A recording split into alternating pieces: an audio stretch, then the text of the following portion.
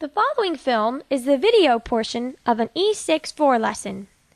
E6-4 is the computerized curriculum designed for homeschools, Christian schools, family worship, Sunday schools, and church Bible study groups.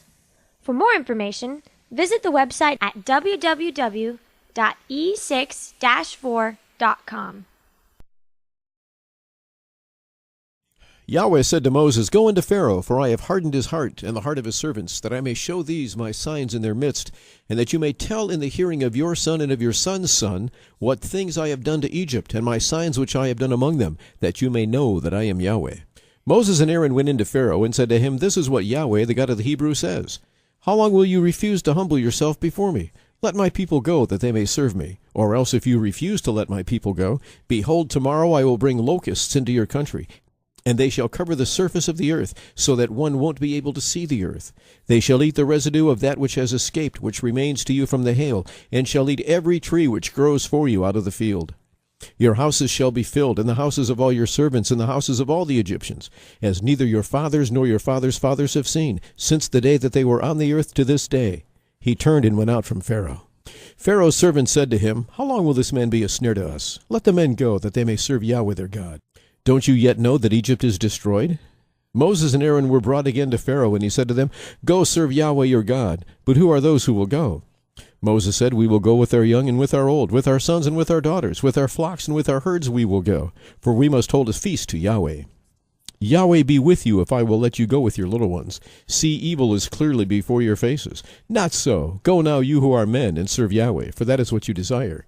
They were driven out from Pharaoh's presence. Yahweh said to Moses, "Stretch out your hand over the land of Egypt for the locusts, that they may come upon the land of Egypt and eat every herb of the land, even all that the hail is left." Moses stretched out his rod over the land of Egypt, and Yahweh brought an east wind on the land all that day and all the night.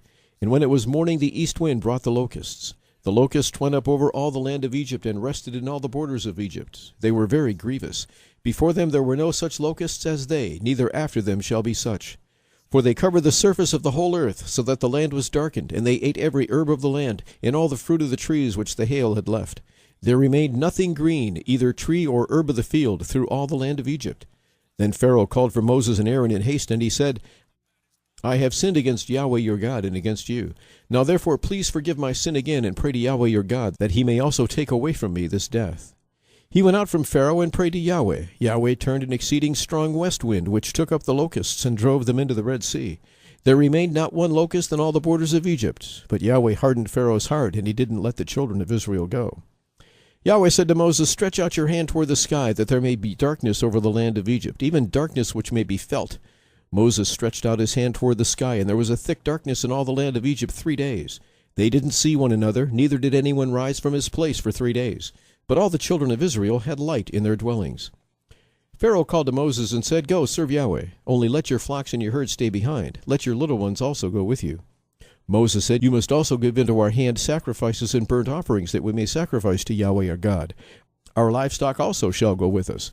Not a hoof shall be left behind, for of it we must take to serve Yahweh our God, and we don't know with what we must serve Yahweh until we come there."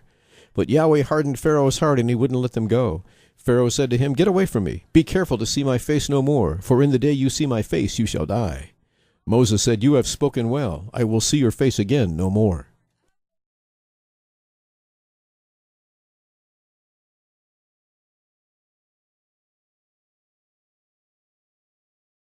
The film you have just watched is the video portion of an E6-4 lesson.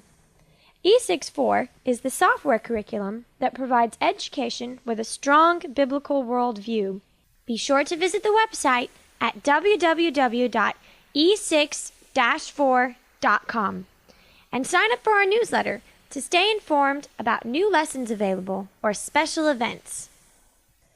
One of the many features of E6-4 is the student-directed learning mode, where the student is free to choose from dozens of lessons in over 20 categories, including math, reading, history, science, and the Bible.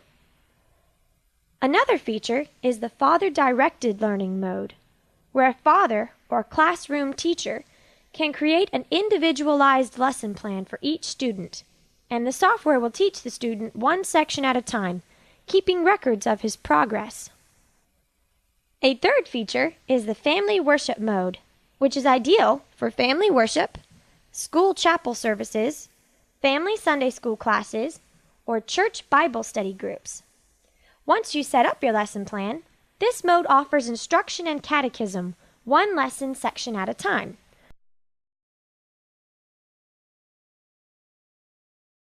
Reminds you to do prayer, thanksgiving and praise, Bible memorization, and includes a complete music section with songs and hymns for worship. Each song can be played with or without the vocals.